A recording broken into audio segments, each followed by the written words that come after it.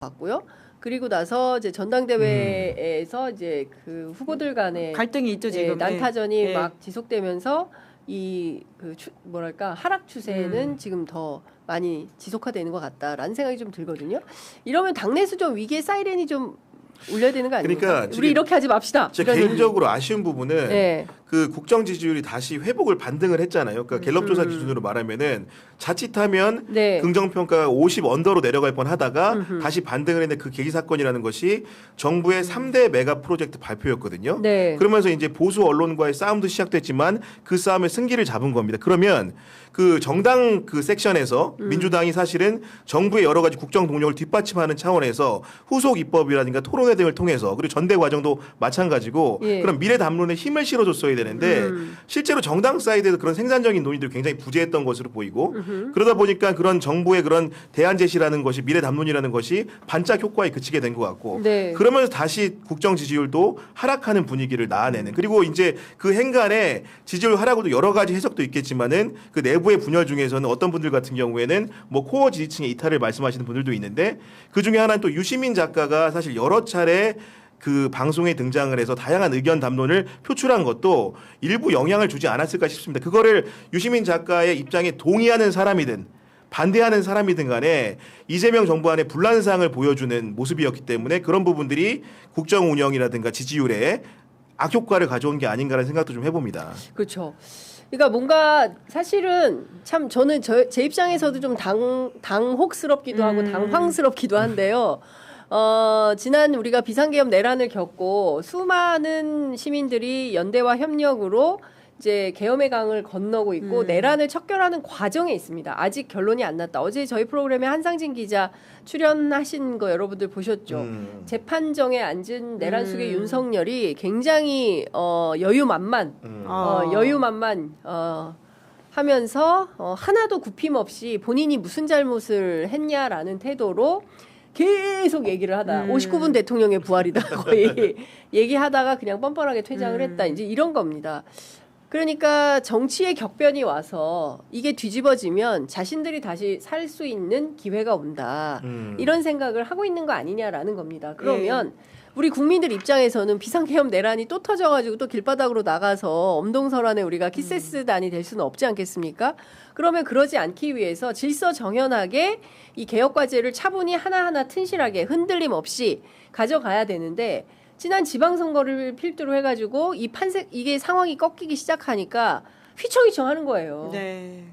힘도 안 실리고 당장 이제 내일 부동산 관련해서 이제 대토론회가 예정이 되어 있는데 좀 걱정입니다. 또 그 공교롭게도 또 내일 뉴스사이킥에 유시민 작가가 또 출연합니다. 이브 뉴스에 이어서 또 내일은 또 어떤 이야기를 할지 그리고 계속 이런 입장이 거세질 때 국론은 분열되기 마련이에요. 어제도 보니까 동접이 6만 명이더라고요. 아, 이분 뉴스. 예, 저는 어제 이분 뉴스 처음 봤는데 죄송합니다. 근데 하여간 엄청나게 영향이 있다. 그러면 뭐 지금 구경 기자 지적하신 대로 영향을 안 미칠 수가 없어요. 아니, 그럼 당연합니다. 그러니까 정치인들은 나와서 안 봤습니다, 못 봤습니다, 뭐 영향이 없습니다 주장하지만 아마 어제 밤늦게 해서 신문 마감된 다음이어가지고 기사를 못 썼을 거고 저는 내일 조간부터 대서특필 할 거라고 봅니다.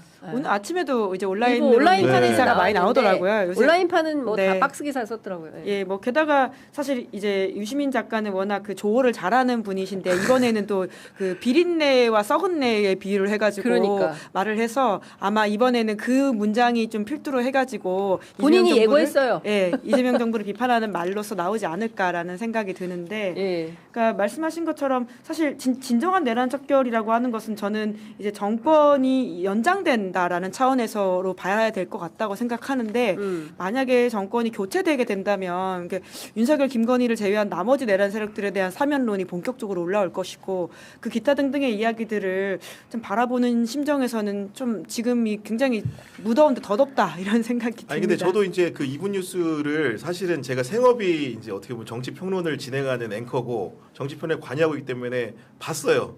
사실 어제 밤에 장 선배랑 문자 나올 때까지는 안 보다가 야 내일 또 어쨌든 해야 되는데 안 볼 수가 없지 않겠느냐 해가지고 봤는데 저는 개인적으로 이제 유시민 작가가 이제 너무 자주 등장을 하는 게 과연 그 우리 민주 진영에 좋은 것일까라는 근본적 의문을 좀 품고 있는 것이고 처음에 이제 ABC론으로 시작해서 그 증축론으로 갔다가 어제는 이제 김은지 기자 얘기한 것처럼 정말 냄새가 진동하는 어물전론이 나왔거든요. 네. 그러니까 그 비린내를 후각을 자기는 누구보다 빠르게 인식했다는 주장인 네. 것이고 본인이 지금 이재명 정부 출범 이후에 6개월에 걸쳐가지고 다양한 방식으로 경고음을 날렸음에도 불구하고 그 얘기를 듣지 않고 검찰 개혁을 지지부진하게 처리하는 것을 보니 이것은 일부 참모라든가 뉴이재명으로 불리는 세력의 문제가 아니라 이재명 대통령이 본뜻이 검찰 개혁에 큰 의지가 없는 것 같다는 판단을 했다라는 것이고 그러면 그 앞단에 본인이 비판했던 뉴이재명이라는 세력이라는 것도 대통령의 의지가 사실 10분 반영돼서 참모나 조직을 통해서 조직화된 대중으로서 그들이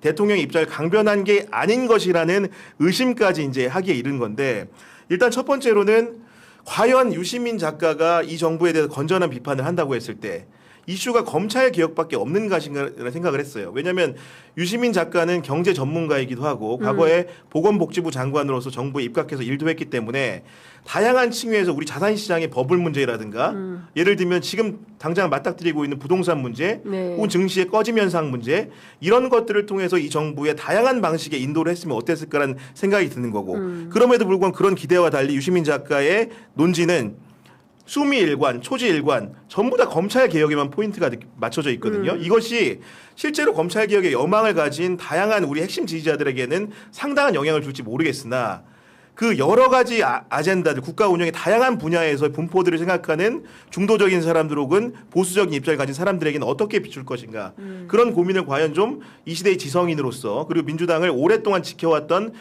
지지자의 한 사람으로서 좀 폭넓게 가져야 되는 것이 아닌가라는 좀 생각을 하게 된 것이고 결국은 이제 어제 내용 같은 경우에도 과거에는 녹화방송 두 번의 녹화방송을 통해서는 이재명 대통령이 말하는 것을 아낌 당하거나 혹은 많이 아끼는 방식이었다면 어제 라이브 방송을 통해서는 정말 거침없어졌다. 대통령을 입길에 올리는 것뿐만 아니라 네. 비판하는 방식이라는 것도 너무나 자유로워진 것이 솔직히 말하면 걱정이 되고 내일 뉴스 하이킥에서 그게 정점을 찍지 않을까라는 왜냐하면 또 포맷이라는 게 김어준의 뉴스공장 다스베이더 녹화방송에서 편집을 많이 했다는 네. 주장도 하셨고 매불쇼도 녹화방송이었는데 일부는 잘랐지만 대통령에 대한 비판이 나왔고 어제 라이브 방송에서는 정말 생 라이브로 그런 음성이 전달이 됐고 네. 지상파에 진출해서 또 한 번 얘기한다라는 것은 유시민 작가의 목적의식이 무엇인가를 만천하에 공개하는 것에 다름없다. 그 얘기는 사실상 반대 입장에서 보기에는 반명선언의 다름이 아니라는 생각이 들 정도다라는 느낌을 받았습니다. 네.